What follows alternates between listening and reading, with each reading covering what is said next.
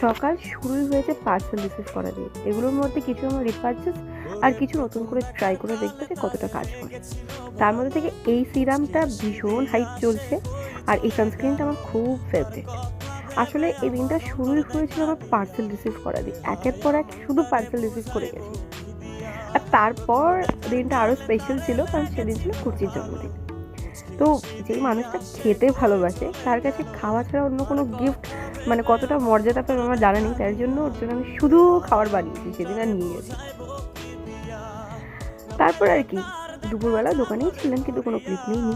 তো বিকেলবেলা খুব তাড়াতাড়ি করে কাজকর্ম সারলাম, আর হঠাৎ করে দেখলাম কারোর হ্যাপিনেস রাস্তায় আছে।